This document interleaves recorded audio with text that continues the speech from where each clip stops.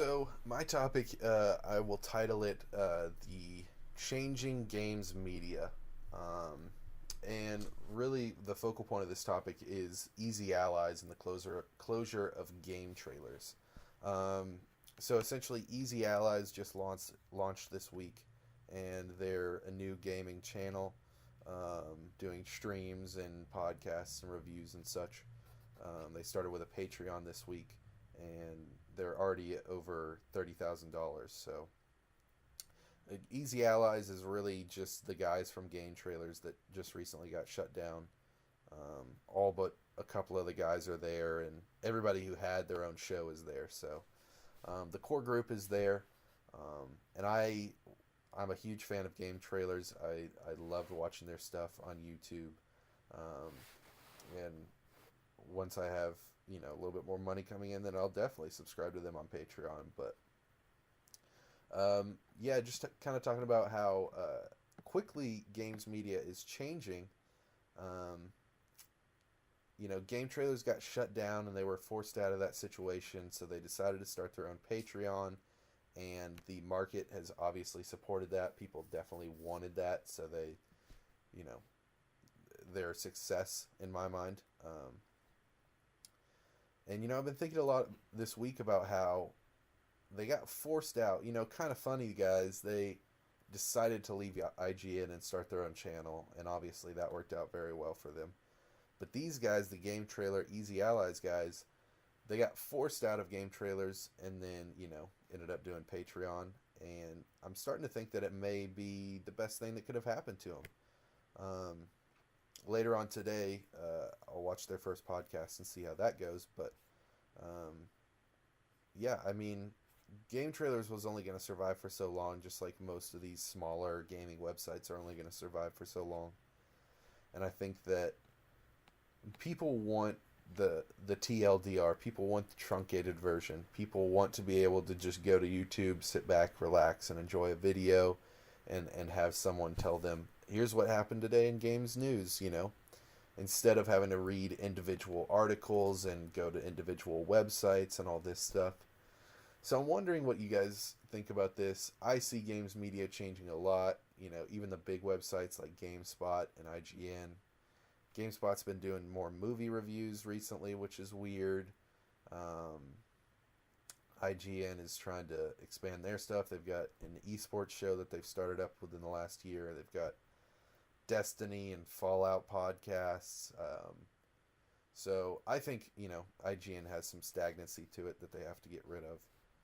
And I'm sure all big websites are like that, but I just think games media is changing so much, especially in these last 5 years. And I want to get your perspectives on it. So I think this is a melding of two different things.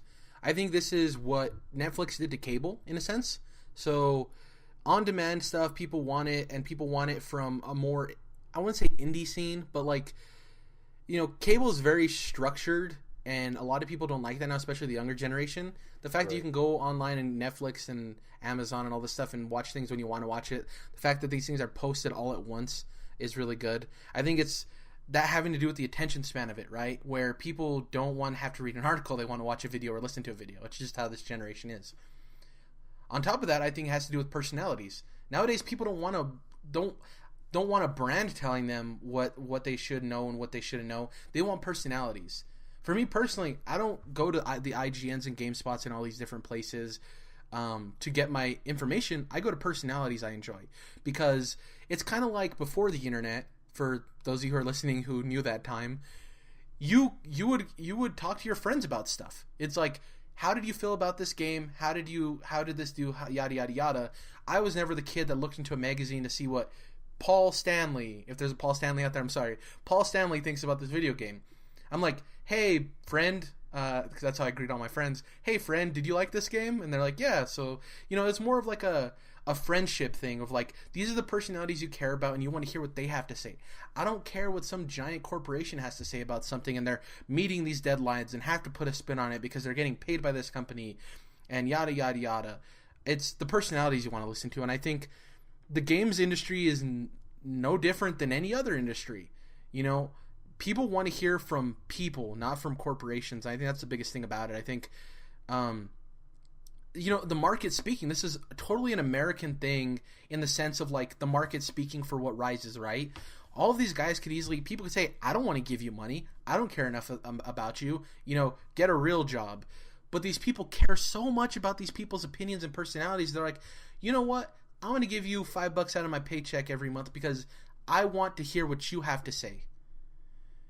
And I think it's the grassroots approach. And that's my 2 cents on it. I want to be really quick. I think it's attention spans and personalities. Those are the 2 big factors to me of this whole industry changing as far as the way people get their information and news and stuff like that.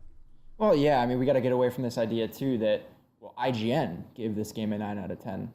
No, I mean, that's not really the case, right? Yeah. Editor B gave this game a 9 out of 10, who also works at IGN with Editor A, who had a very different opinion on that same game, right? I mean, the brand behind them might be IGN or GameSpot or whatever, but yeah, focus more on like the individual and what they have to say about something. And yeah, there might be specific personalities we like within a brand, that we go to. It's not like you mentioned. I mean, I don't give any care to a specific brand, but there are certain individuals from IGN, for example, that I do go to hear, their opinions on their something. specific opinion, because you trust their opinion. Right, but at the same time, it is the brand that gave them that exposure. Because without that brand, I mean, without the IGN channel, I probably never would have heard. You know what I mean? I wouldn't know them at all, really. That's kind of that's how they get themselves out there. They're like the sponsorship, basically, that puts them at puts those specific individuals out in front of us. Exactly. So. It's like a platform, really. So they have 7 people pledging $200 or more, and they have 5 people pledging $500 or more. Easy allies. Yeah. Well, there's people called, I think they're called elephants or white elephants or something, and they're these people who are just super rich, who have a lot of money and have a lot of interests, and they're willing to help these kind of endeavors happen. Well, it's just interesting that people have so abundantly supported them as soon as they started something new. They wanted that GameTrailers experience. And that's the cool thing about the internet is there's so many people on the internet that are awesome people. I don't even watch GameTrailers. I don't know who any of the cast members are. I don't know anything about those dudes. But apparently enough people love them that they can do their own thing, and that's awesome. I think that's cool. Okay. So the guy who voiced all of their reviews, I think it was Brandon Jones, I think was his name. So yeah, I listened to an interview with him recently, and I hadn't really any clue what or who GameTrailers was. When I heard him start talking, I immediately recognized his voice immediately.